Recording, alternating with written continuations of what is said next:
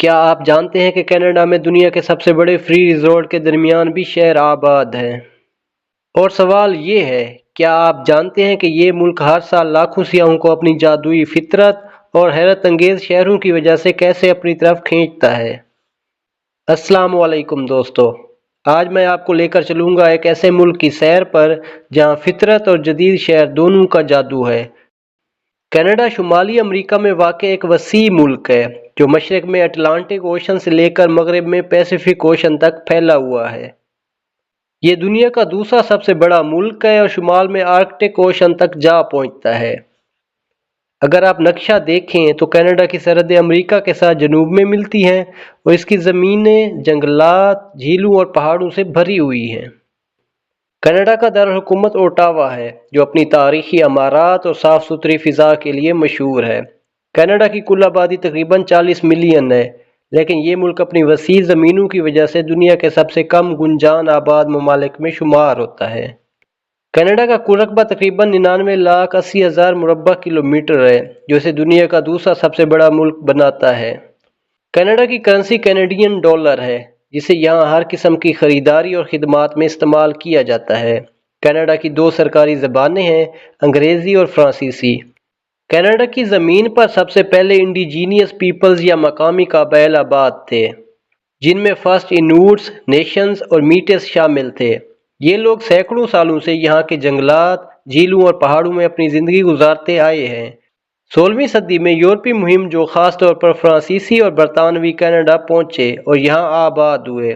Canada کا کچھ حصہ فرانس کی کالونی تھا جسے نیو فرانس کہا جاتا تھا، اور بعد میں برطانیہ نے پورے ملک پر قبضہ کر لیا۔ کینیڈا نے 1867 میں برٹش نارتھ امریکہ ایکٹ کے ذریعے خود مختار ریاست بننا شروع کیا، جسے آج ہم کنفیڈریشن آف کینیڈا کے نام سے جانتے ہیں۔ کینیڈا کو مکمل آزادی 1982 میں حاصل ہوئی، جب کینیڈا ایکٹ نافذ ہوا۔ کینیڈا نے 2 عالمی جنگوں میں حصہ لیا، جس سے ان کی بین الاقوامی پہچان بڑھی۔ 1950 سے 1960 کی دہائی میں کینیڈا نے اپنے انڈیجینیس پیپلز کے حقوق کو تسلیم کرنا شروع کیا، اور آج بھی یہ عمل جاری ہے۔ یہاں کے لوگ اکثر مناسب اور دوستانہ رویے کے لیے جانے جاتے ہیں، اور مہمان نوازی کینیڈا کی پہچان ہے۔ ہر 1 جولائی کو کینیڈا کی آزادی اور ملک کی خوشحالی کے لیے جشن منایا جاتا ہے۔ یہاں مختلف ثقافتوں کی عیدیں اور تہوار بھی بڑے جوش و خروش سے منائے جاتے ہیں۔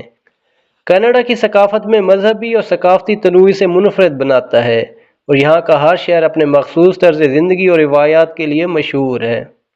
کینیڈا ایک متنوع مذہبی ملک ہے جہاں مختلف مذاہب کے لوگ امن اور ہم آہنگی کے ساتھ رہتے ہیں۔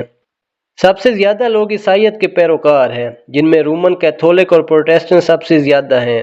کینیڈا میں مسلمان کمیونٹی بھی بڑھتی جا رہی ہے، اور یہاں مختلف شہروں میں مساجد موجود ہیں۔ اس کے علاوہ سکھزم، ہندوازم، جوڈازم اور بدھزم بھی شامل ہے۔